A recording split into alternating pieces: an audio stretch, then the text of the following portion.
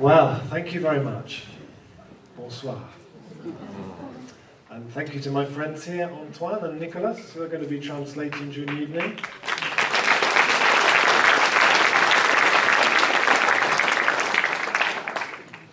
Okay. So good evening, my friends. Thank you very much for coming. As he said, this is the first time I've been to Luxembourg.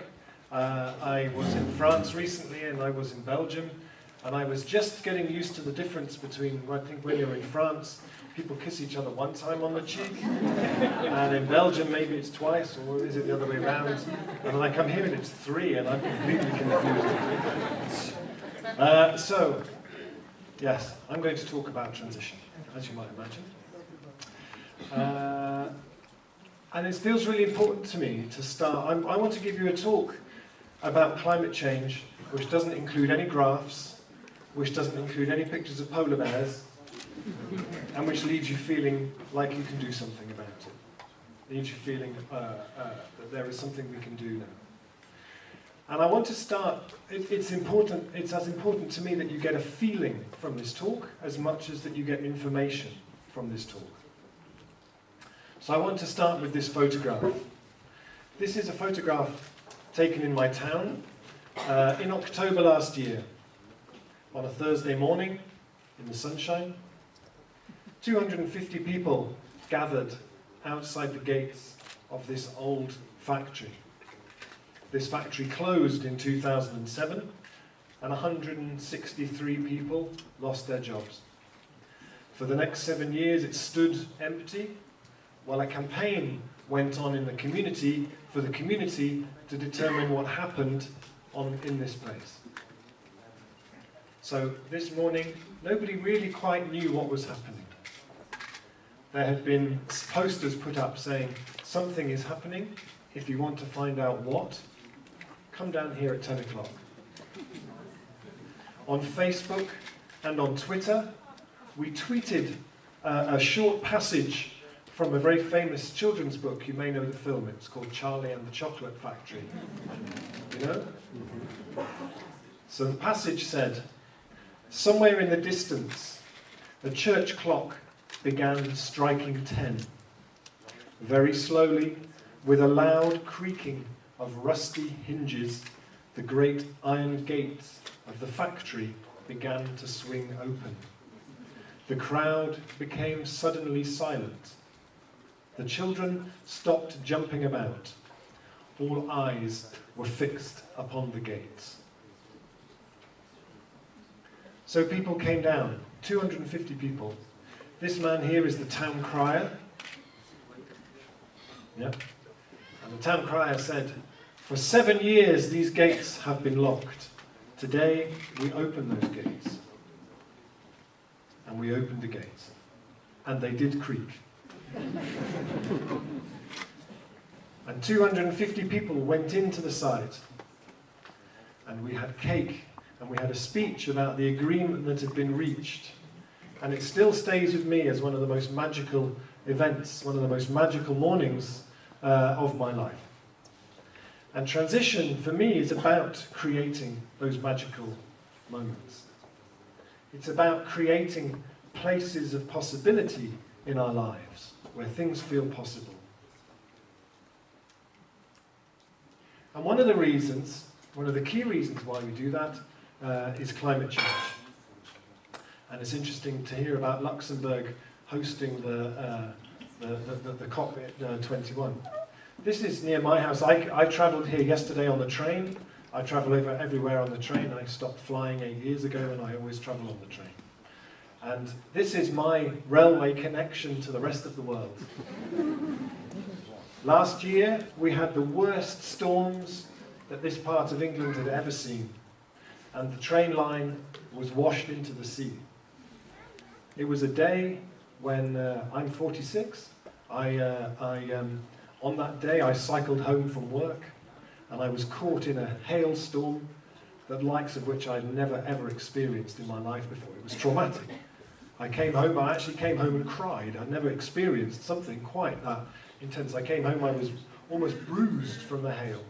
And on that day, our railway line washed into the sea. Climate change is not something that will happen in the future. Climate change is happening now, already here. And the challenge that we have is quite a simple one. The challenge is that we have to leave the fossil fuels in the ground. Not all of them, but the majority of them. So there was a study last year which argued that if we want to have a 50% chance of staying below a 2-degree increase, we have to leave 82% of the coal, 49% of the gas, 33% of the oil under the ground. That's a 50%. That's like playing Russian roulette with half the chambers full. I don't like those odds myself. So Bill McKibben, who is a climate campaigner, he said, "Our task is brutally hard and painfully simple. Keep the carbon in the ground." The challenge with keeping the carbon in the ground is what do we create above the ground? So that what I'd like to argue is that if we leave the carbon underground, what we can create above the ground could be magnificent, could be fantastic, could be a historic shift in how we live on this planet. It's been fantastic hearing the stories today about all the things that many of you are doing around here, and visited some of them today. You may feel like you are on the fringe, but you are the cutting edge. You are the pioneers, the cutting edge of the society that we can create above the ground. When I travel on the train, I occasionally buy The Economist magazine, which is never very good for my blood pressure. On the back of the Economist recently, there was this advert, which is one of the most stupid things I have seen in my whole life. Firstly, it would have you believe that humanity always evolved with little jackets on. Secondly, that we've always been male, which is easily disproved, I think. And thirdly, that this car and these trousers represent the pinnacle of human evolution. This is as good as it will ever be. Of course, this is absolute rubbish. And actually what is happening around the world is a quiet revolution going on everywhere of people who are designing and creating the next stage in this story. And it's that story that I really want to talk to you about tonight, because this is a suicidal path. This is a path that leads to us going to a 6-degree increase in the temperature of this planet, and that's game over. So for me, this is the story I want to tell you about, what we could do instead. And there's a model behind it. So this is sort of how our economy works at the moment. This could be Luxembourg, I think it's actually Brussels, but anyway, imagine it's Luxembourg. So stuff comes in, money, resources come in, and then stuff goes out again. Money goes out, rubbish goes out. It's a linear economy. So when we talk about sustainability, we often just mean a bit less stuff coming in, so that a bit less stuff goes out. It's better, but it's not ideal. So we hear increasingly about a circular economy. So a circular economy is a kind of top-down, usually kind of a thing, which is about businesses swapping stuff with each other, as I understand it. Which again is better. Are we doing okay? Am I going too fast? Are you happy? Good to check. In transition, we talk about it more like this. How do we have an economy which cycles everything as much as possible? Those of you here who are permaculture people know that in a forest, in a natural forest, the nutrients, the water, are cycled as many times as possible. The forest doesn't take in nutrients and just throw them away. It uses them in many different complex ways. Water passes through forests and is used and reused in many ways before it leaves. How can we design an economy which is based on doing that at a local scale? And this is one of my favourite ways of talking about that. These are just all bottles of beer, right? They're all the same, they're all bottles of beer. Actually, they're very fundamentally different. This is a big, you buy this anywhere in the world. This is a global beer made by a huge company. This is craft beer. This is an explosion happening around the world. In America now, 10 years ago in America, almost all the beer was made by 3 or 4 big companies. Now 11, 12% is made by local, independent brewers, craft brewers. They create something fantastic. They innovate. They're based in their local communities. They're very focused on sustainability. They use local ingredients. They see themselves as part of the place where they're based. They all make beer. That's much nicer beer, I would suggest. So you still get beer, but actually what's behind it is a very different model, a very different philosophy, a very different kind of an economy. And for me, the world is a richer place having this kind of innovation and diversity, rather than just this, which is just wherever you are in the world tastes exactly the same. So you could think of Luxembourg, of the economy of Luxembourg as being like a big bucket. And into that bucket go wages and money from the government and all this kind of thing. At the moment, most of it just leaves again through the holes in the bucket. If you shop on the internet, if you shop in the big supermarkets, that money leaves, it goes. Its potential to make the things happen in this city that you want to happen here disappears, goes. I was on my bicycle the other day. At the traffic light, this lorry pulled up next to me for Tesco, which is one of the biggest supermarket chains in the UK, who have possibly done more than any other to destroy the local, independent, resilient economy. And on the side of the lorry it said, "We love shopping locally." No, you don't. What you love is us to shop in your shops that are local to us, in which you can buy nothing local. That's not the same thing. So this language is being used, but actually the key argument is we need to do our economies in a different way.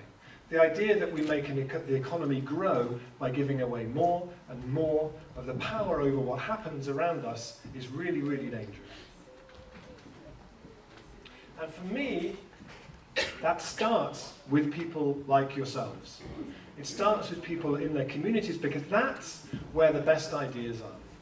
And I see it again and again and again and again. We use this term in transition, but it's about unlocking the creative, the genius of the community, unlocking the genius that's there.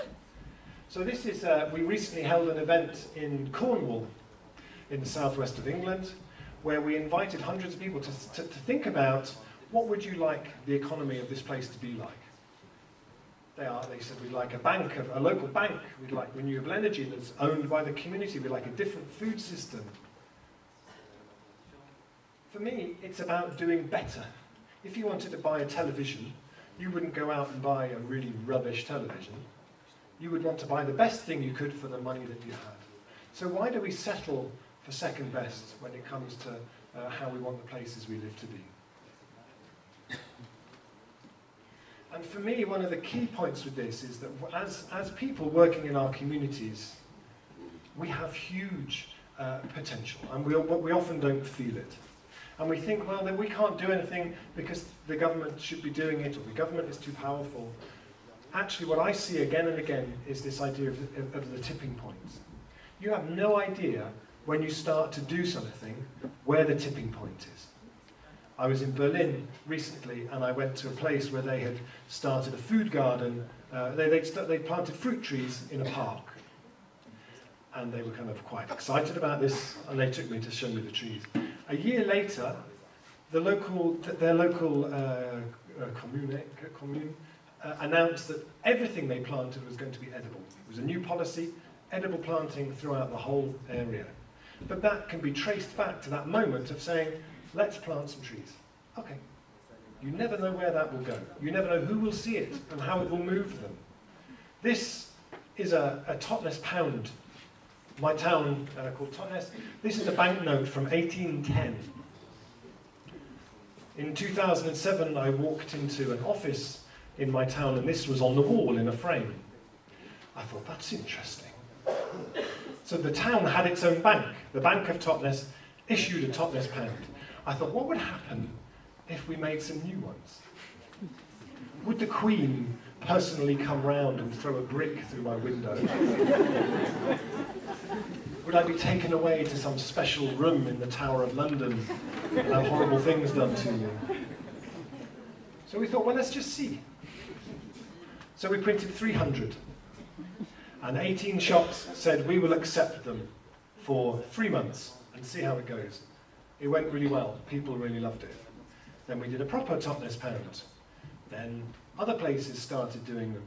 Now we have, in the UK, there are many of these. There are many here as well, many in France, many in other places. Some of them that trace back to that moment of thinking, let's just print them. In fact, we formed an advisory panel of very clever international alternative economists, and we said to them, can we just print new money? They said, no idea. Do it and see what happens. We said, well, you're not really an advisory panel, are you, strictly speaking? It's pretty bad advice. So when the Bristol pound was an idea, which is for a city of 800,000 people, and it got lots of press coverage, then the Bank of England rang them up. They said, good afternoon. We understand you're thinking of printing your own money for a whole city. Yep. Do you think you could come in and have a little chat?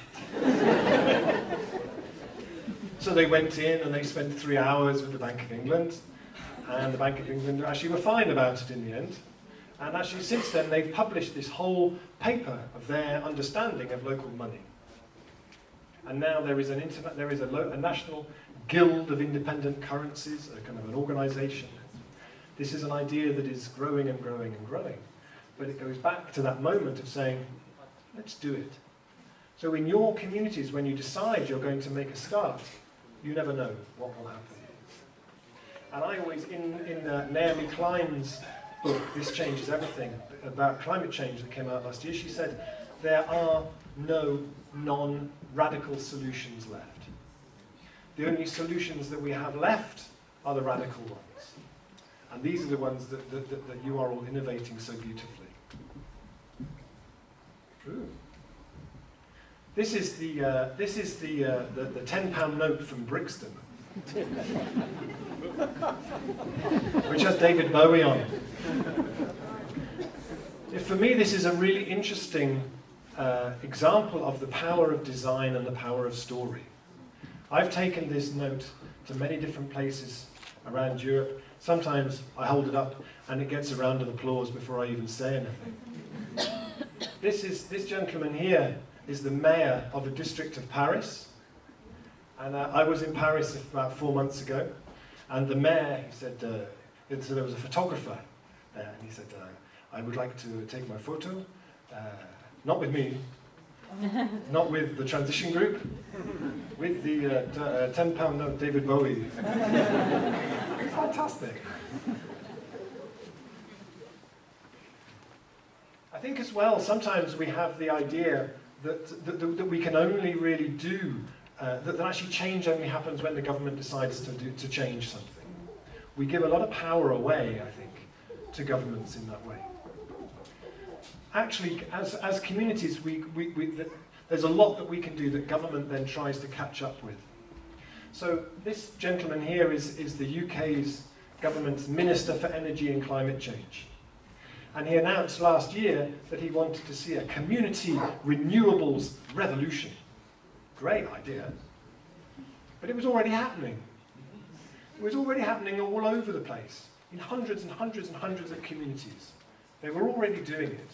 So when he wanted to launch his revolution, he launched it here in Brixton in London with Transition Brixton's Brixton Energy Company. They'd already done 3 big share investment launches with the local community. Fantastic project. It was already happening. So government will be trying to catch you up. The work you do changes the scene. the role of government is really then to support that. So when the government produced a community energy strategy, Transition Network helped to write it. Many of the case studies were transition case studies. If we'd have just sat and waited for government policy, we would probably still be there. There is a huge amount that you can do just by getting started. So, as I understand, there are some transition groups here. Hopefully some of you who are here might decide you would like to start a transition group where you live as a result of this evening.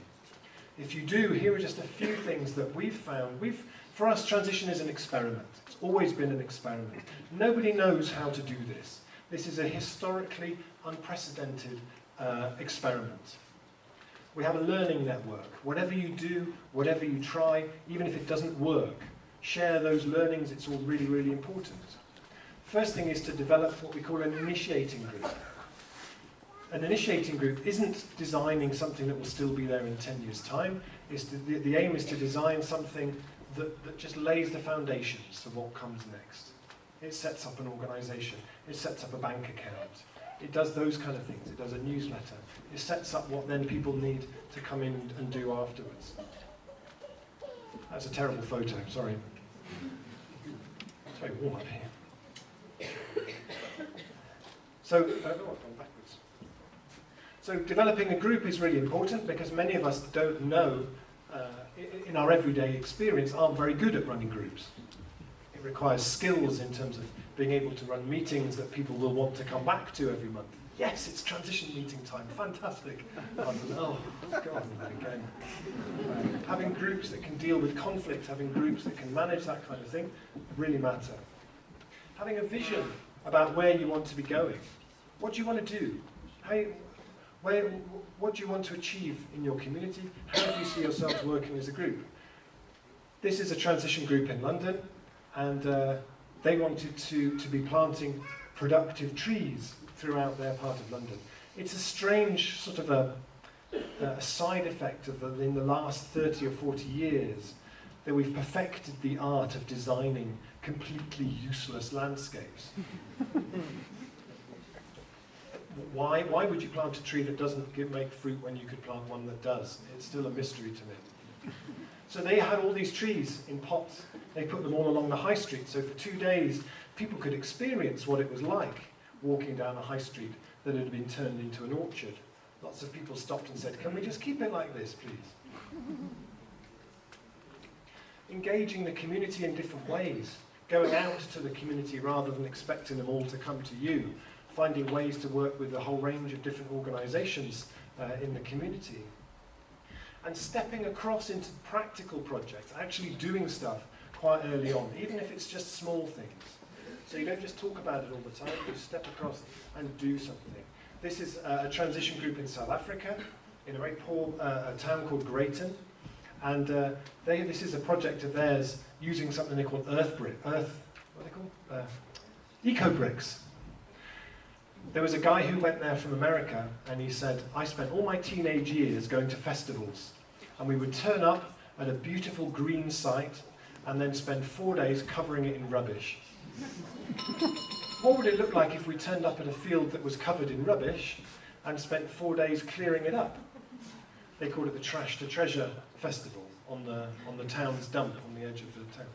So this is an idea called an eco brick. So you get a plastic drinks bottle and a stick, and you pack the bottle full of plastic bags and crisp packets and rubbish like that till it's completely full. You put the lid back on. That's a building brick. You lock that waste, that carbon up into building materials. In Guatemala, they built schools and health centres and all kinds of things using them. Here they're building buildings on that rubbish site. Inner transition is a big aspect of transition, is the idea that this is not just a process which is about solar panels and carrots and bicycles. That actually for a group of people to come together to do this work is also something where we need to be looking after each other. It's work that can be tiring, it's work that can be stressful, it doesn't happen by magic. So we need to look after the group. I've been involved in things for many years, activism things where burnout is a very high risk. People get exhausted. How do we design into this process ways to look after each other? So in my transition group, we have anybody who's working in the middle of it can get free support and mentoring and counselling, and it makes a huge difference in terms of reducing burnout. And feeling like you're part of a movement. All of you who are doing transition here in Luxembourg are part of a movement in about 50 countries now, thousands of places. This is in Brazil, in one of the favelas in Sao Paulo, Brasilândia. One day I got a phone call that said, hello, we're doing transition in a favela in Sao Paulo. Oh, fantastic. And we're having a big launch party next Saturday. Can you come? Well, no, I can't come because it's a long way away and I don't fly and the trains don't go to Brazil. And they said, well, could you participate on Skype?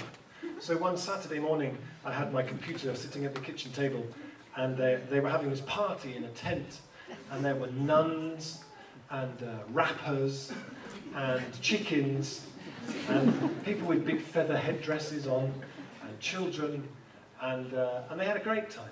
And one of them did a rap about transition that I didn't understand a word of. But they're using transition in the favela as a way of dealing with violence against women, dealing with empowerment, education, social enterprise, public health. All of these things are being used by transition. It's everywhere it goes, it's distinctly different, but it's also distinctly transition, and that's one of its real strengths, I think. And then once you've done all of those things, you're ready to then go forward from there, really step up and start to do extraordinary things. So this is something, as I said, which is international. There are now 26 countries that have their own national transition organisation. And they're all working out how to do this stuff. That's what's really exciting for me about it, is we're working this out as we go along. So one of the things that is very important in transition is the realization that this is really, really ambitious. We want to be able to change the way the places where we live feed themselves, house themselves, employ themselves, and so on and so on, power themselves. That goes beyond something that we can do on a Wednesday evening, once we've got the children to bed. We need to be starting to think about how we scale this up, I think. So we know that around the world there are models that we can use. Local currencies work, local banks work, community food production works. All of these things work. What transition brings is the ability to kind of stitch them all together in really interesting ways. In permaculture, we say the resilience of a rainforest doesn't come from the diversity of species, it comes from the relationships between them. So transition brings that, I think, to this whole experience. But is it possible to argue that actually focusing on local economies and strengthening local economies is actually a form of economic development? Of course it is.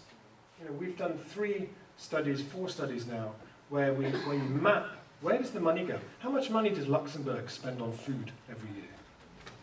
How much of that is spent through independent local businesses, local farms like our friends at Terra, and how much of it is spent through supermarkets?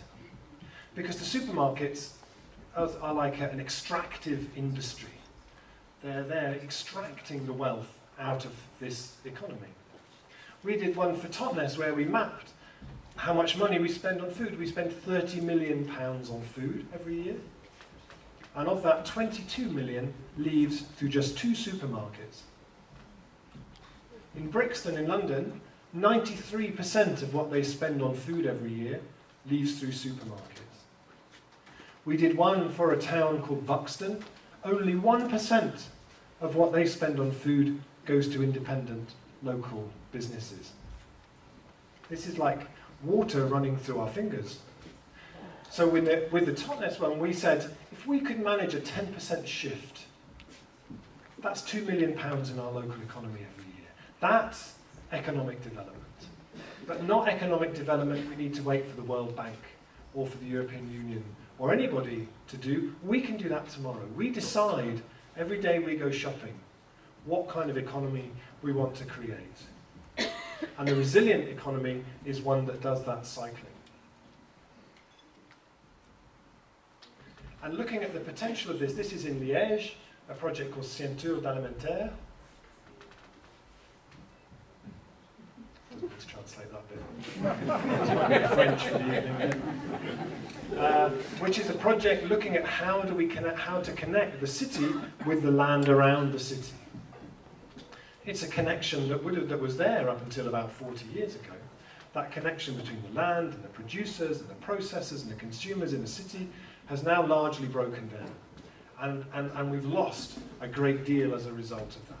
We've lost food security, we've lost food resilience through doing that, through this illusion that we live in this kind of interconnected global world of food supply.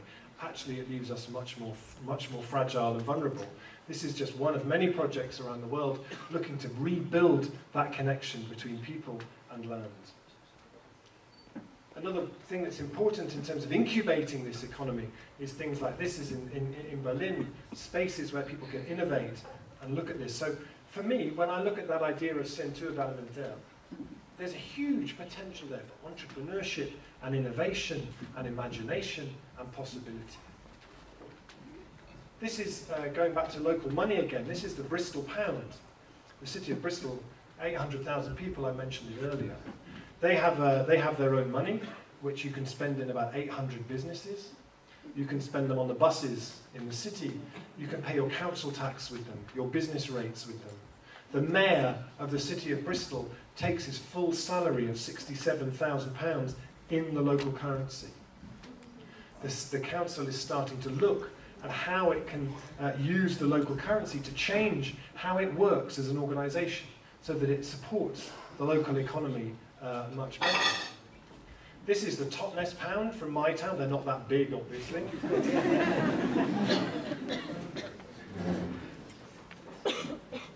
I think that would make shopping quite dangerous and exhausting.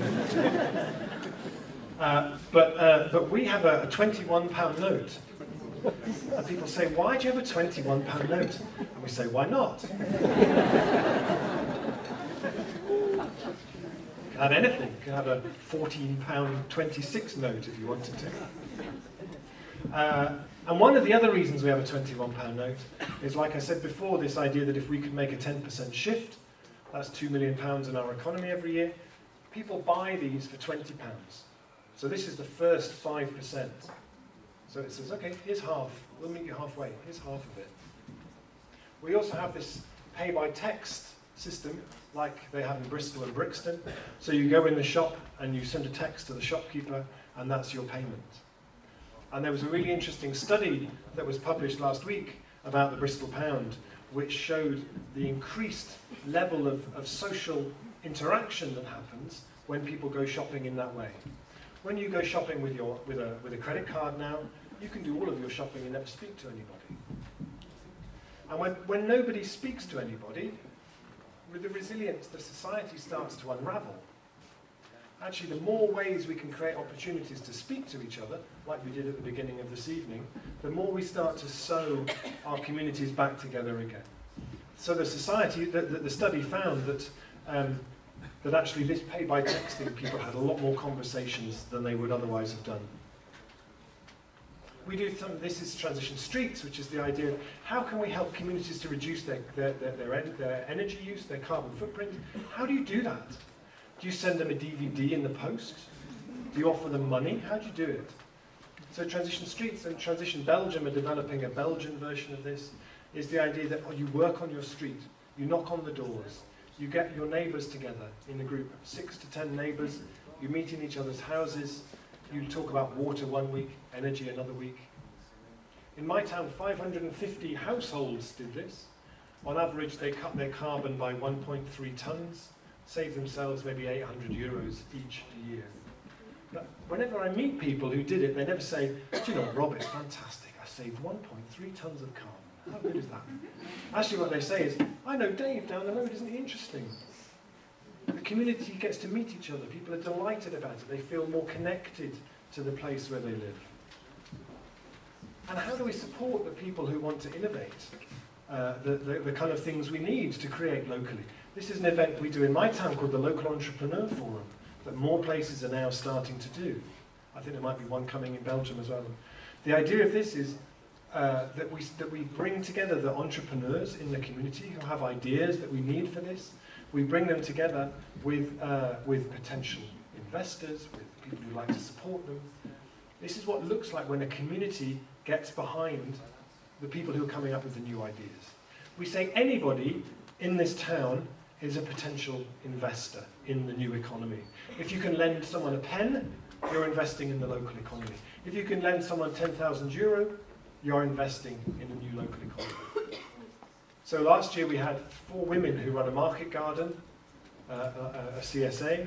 They wanted £1,000 to turn their projects into a vegetable box scheme, like these guys do. They went home with £3,500, 30 members of a box scheme they hadn't launched yet, someone offering to do them a website, someone offering to do all sorts of things for them. That's what it can look like when a community gets behind this process happening. And also, we need to be looking at, I think, the social side of it. We do a project, which is about care. I think when you read what's happening in public health, in the field of public health, where people are now saying people getting together with each other is a public health strategy. People eating local food is a public health strategy. People growing their own food is a public health strategy. Maybe we can also think about transition as being public health. We do this project where in the UK there's a huge problem with the austerity that the government is making, cutting funding for many things, and that has a lot of impact, particularly on organisations who provide care in the community. So we've brought together all those organisations and looking at how we can do that in a different way, working more closely together.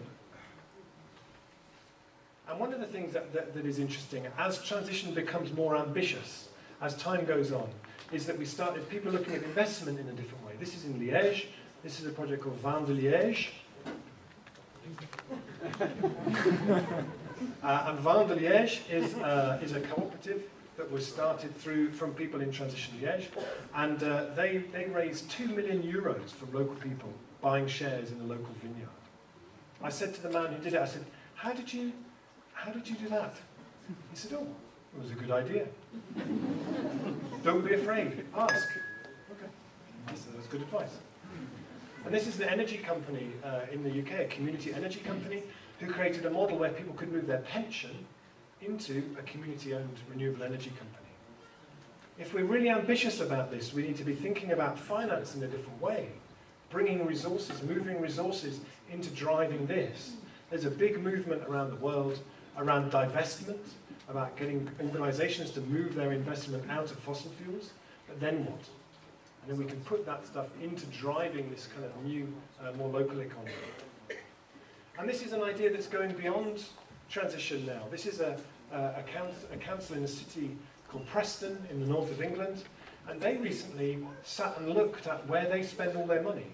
Them as a council, and the 7 other big organisations in the city, the hospital, the school, the university. They found they spend £750 million a year on buying things. And they were horrified to find out that only 4% of that is spent in Preston. And only 39% in the whole county. So every year there's £500 million pouring out. And they decided to try and look at how they could turn that round. And that's the challenge that we need to be seeing all over the place, I think. And that has the potential for huge innovation, imagination, and brilliance. But it's not just, I don't want to leave you, I'll draw to a close, I don't just want to leave you with the idea that only the big things matter. Because the smaller things matter too, the things on any scale matter. Because it's about changing the story of what people expect. This is in Grès en Transition, in Belgium, fantastic community-supported agriculture project. This is one of my favourite projects in the UK called the Palace Pint. Transition Crystal Palace do this project where they grow hops. Hops? Very good. All over in people's gardens, on balconies, in pubs. And then one day in September they harvest them all and bring them to a local brewery who turn them into the Palace Pint. Really lovely project, very easy to do. Yeah. They loved that, to hear that they got a round of applause for their project. And even this is a project in Stratford-on-Avon where William Shakespeare comes from, where people just go out and collect all the apples that fall off the tree and that people normally just forget about. They harvest them all and they distribute them to people who need them. All of these things really matter. And all of these things, you never know who sees them, who is inspired by it, and what they then do.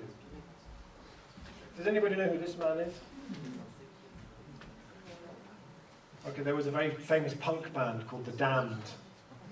And this man was called Captain Sensible. He played guitar in The Damned. Anyway, this is in Transition Crystal Palace in London. They created their own food garden on a piece of land that everybody just ignored. They cleared about 10 tons of rubbish off this site and planted a beautiful food garden. They wanted to name it in honour of a famous local person. He was the only famous local person. But again, it creates magical moments. People get to be in the garden. Captain Sensible came and played songs in the garden. You know, we can do that. We can do that everywhere. That bringing magic back into dealing with this is so important. We shouldn't feel like responding to the climate crisis is like a long, lonely walk up a very steep hill in the rain. We should feel like we're going to the best party you were ever invited to in your life. Actually, this is the time to be really brilliant and extraordinary.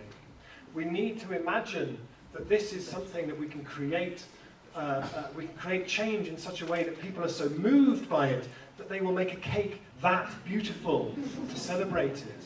To go back to the story I told at the beginning, in the gates when we went through into the site, a local school, a local college had made this cake as a perfect, it was huge. You needed 3 people to lift this cake. And this cake somehow for me just symbolised actually, why not? Why can we not create change, the change that we need in such a way that it moves people to create cakes that are as beautiful as that? Why not? And why can we not, when we look at, this is a house that I was involved in building in Ireland, where everything in the house was made using local materials. Clay, stone, straw, hemp, lime. Actually, if we take that idea from local food, why not apply the same thing to building? That project I mentioned at the beginning, the idea with that is to build development using 80% local materials. That when you do a big development like that, rather than saying the 50% of that budget that you spend on building materials, you just spend with a big company. You see that 50% of the budget as an incredible community regeneration project. You build with straw, you build with clay, you build in those techniques that mean that any of you could build using those materials, you create new businesses, new training, and you bring your community back to life, and you build far more beautiful, life-affirming buildings than you can build out of concrete and steel. And to go back to the beer thing, this is a social enterprise in my town that I'm one of the founders of, which is a brewery which supports the wider process. For me, it's about how do we make this stuff all hang together like a web. So can we have a brewery which brews a beer to celebrate the project that I mentioned at the beginning? Maybe we'll find a home there in the future. How do we pull all of this stuff together? That's all I have to say. So I suppose, just to wrap up, I would really say all of those of you who are doing stuff moving in this direction, as I said before, you are not on the fringe, you are not mad, you are the cutting edge, you are the pioneering edge which is going to shape the next century. And I really salute all the work that you do and that you will go on to do. Thank you very much for it.